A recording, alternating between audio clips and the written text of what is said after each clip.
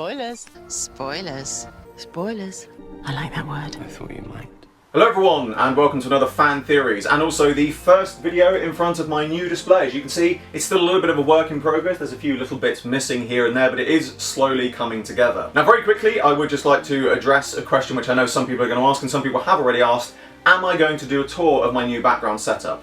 Simple answer, no. Simply because I've already got my collection showcase playlist going, and I'm going to be updating that as I go through my collection, but also because there are a few bits on my shelves which some of you may notice which haven't appeared on my channel yet, and so I don't want to spoil those. But anyway, on to today's fan theory, and in a previous Fan Theories video, I talked about how the Doctor's actual age is still a debated point. Many people assume that the reason for the Doctor's differing age is he simply doesn't remember how old he is, which is supported in media such as the comic Doctor Who and the Time Witch, and the novel Vampire Science. Other sources, such as the Big Finish audio story Orbis, saw the Doctor claiming that his differing age was due to rounding up and or giving his age based on the different year lengths in the different parts of the universe. However, for those that want a much more conclusive answer, it's much more complicated, so I would just like to state right from the off that this theory is not going to give a conclusive age to the Doctor. And because of much varying information, there will be a lot of rounding up, rounding down, and rough figures. Instead, this theory is going to deal with the main issue stemming from what is known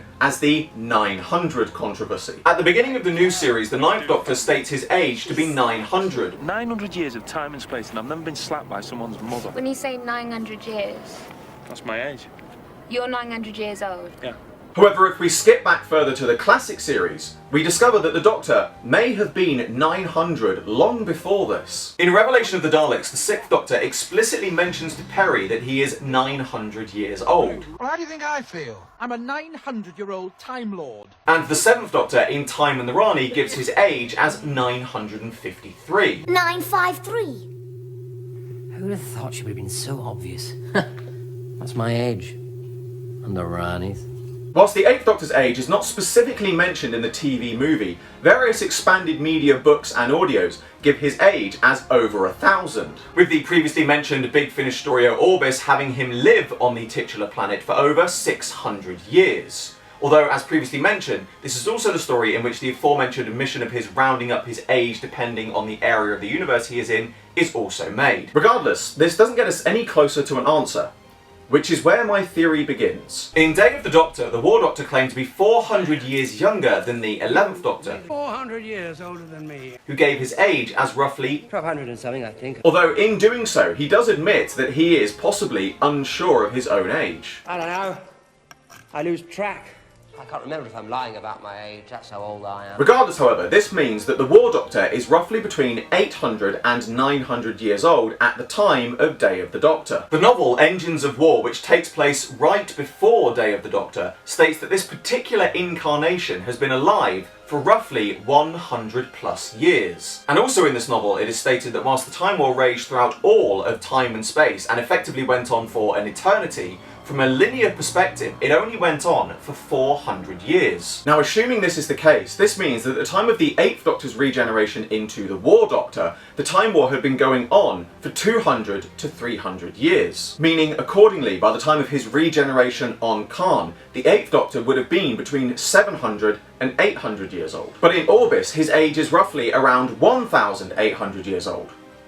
So where did he lose the 1,000 or so years? Well, it is my theory that at some point prior to his regeneration into the War Doctor, the 8th Doctor had some as yet untold adventure in which he was de-aged from 1,800 years old to being just between 700 to 800. Now obviously this does throw up some questions, such as why didn't he degenerate back into previous incarnations rather than just de-aging? Simple answer, because Time Lord aging works independently from regeneration.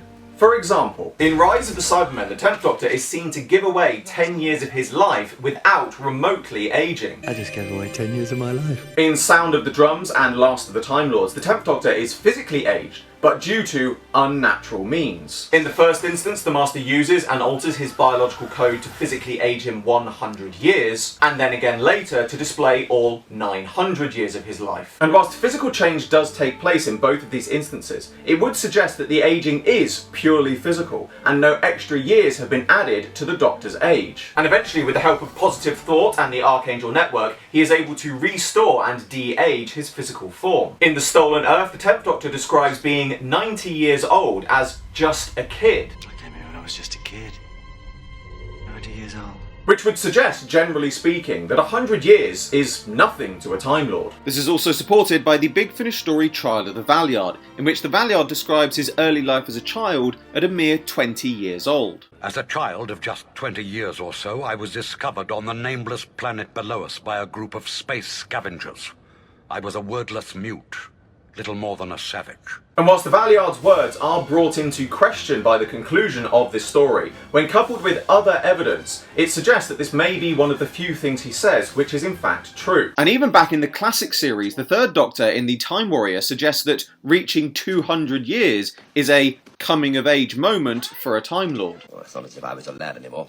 Once you're over 200. Also, between the events of the novels The Ancestor Cell and Escape Velocity, the 8th Doctor spent over a century stranded on Earth, but did not appear to physically age. One point I would like to also interject here is that in Sound of the Drums, young Gallifreyans are shown to be taken for their initiation into the Academy at the age of 8, which seems to be their physical age as well as their actual age. However, some sources, such as the previously mentioned Doctor Who and the Time Witch, and the controversial novel Legacy of the Daleks, suggest that after their initial childhood, the process of aging slows, and physically, they become teenagers for several decades. Another question is the physical aging issues, such as, in Time of the Doctor, the youthful 11th Doctor became an old man in 900 years protecting Trenzalore, whereas the initially youthful War Doctor became an old man in just roughly 100 years. However, this could be explained as part of due to the effects of fighting in the Time War. As the novelisation of Day of the Doctor suggests, the War Doctor held off regenerating for many years, and during his regeneration,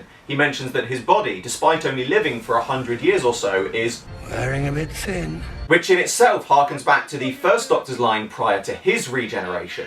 This old body of mine is wearing a bit thin. Which according to some sources may have been due to Mondash draining some of his and the TARDIS's energy, as well as Earth's, during the events of the 10th planet. So my personal thoughts are the reasons for the War Doctor's body wearing a bit thin may have also been due in part to this previously untold story. That perhaps the 8th Doctor's de-aging was due to subtracting life from his next incarnation, in this instance, the War Doctor. And this is not an idea that is wholly unsupported by the series. As in, the Witch is familiar when the 12th Doctor gives up some of his regeneration energy to Davros, he mentions that a future incarnation could possibly be shorter. Probably cost me an arm or a leg somewhere down the line.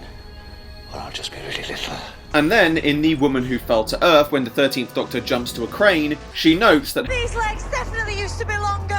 And when you also couple this with the 10th Doctor choosing the 12th Doctor's face, it does mean that the actions of past incarnations can impact on their future selves. Now, I appreciate that this theory won't be to everyone's liking, and even I have to admit, it's close to being a little bit too convenient for my liking. But as with most of my theories, when we look at the evidence presented to us, it's the one I've come up with that fits best into the narrative. And when you think about it, all it'll take is a line in a future TV story, or, more preferably, a Big Finish audio, perhaps one of the future 8th Doctor's Time War series, for this theory to become a reality. But that brings to a close another Fan Theories. As always, I hope you all enjoyed this video. Like, favorite, subscribe, share, it really helps me out a lot. And be sure to check out the description below for a link to my Patreon. I'm doing my very first figure animation and you can get involved. There's exclusive content and rewards for those who do so, and funding my Patreon in any way gets your name at the end of my videos. I salute you all, and I will see you with another video very soon.